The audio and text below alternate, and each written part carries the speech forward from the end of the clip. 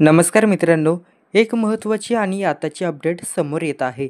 मित्रांनो, अपडेटला सुरुवात करण्यापूर्वी आपण जर चॅनलवर नवीन असाल तर चॅनलला आवश्यक सबस्क्राईब करा व बेल आयकॉन प्रेस करा व्हिडिओच्या अपडेटसाठी.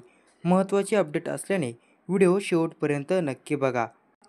राज्यातील शेतकऱ्यांसाठी पुन्हा एकदा हवामानाची चिंताजनक बातमी समोर आली. गेल्या काही दिवसांपासून गुजरात आणि महाराष्ट्र राज्यावर वादळी पावसाचे संकट कोसळत आहे. उत्तर महाराष्ट्रातील नंदुरबार, धुळे, जळगाव या जिल्ह्यांसह कोकण किनारपट्टीवरही मुसळधार पावसाचा जोर कायम आहे.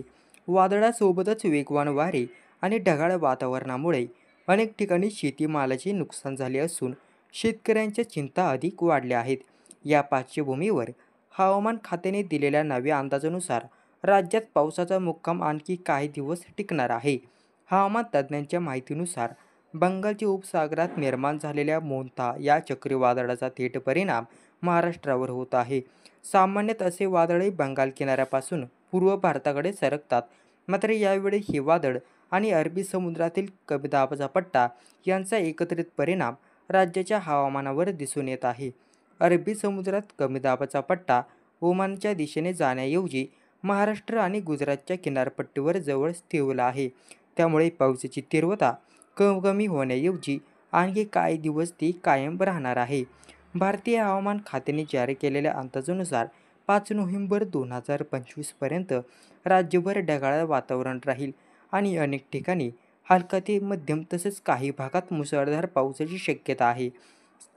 27 ते 30 ऑक्टोबर दरम्यान अरबी समुद्रातील कमी दाबाचा पट्टा महाराष्ट्र, गुजरात किनाऱ्याजवळ स्थिरवलेला राहील.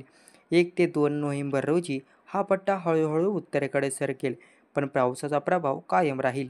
3 ते 5 नोव्हेंबर रोजी कमी दाबाचा पट्टा गुजरात मार्गे राजस्थानकडे सरकण्याची शक्यता आहे.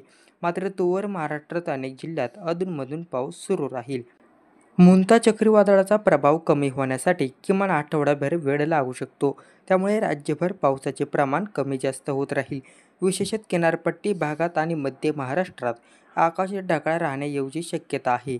या काळात तापमानात घट होईल आणि वातावरण आर्द्र राहील. नोव्हेंबरचा पहिल्या आठवड्यानंतर हळूहळू हवामान स्थिर होण्याची शक्यता आहे. धन्यवाद.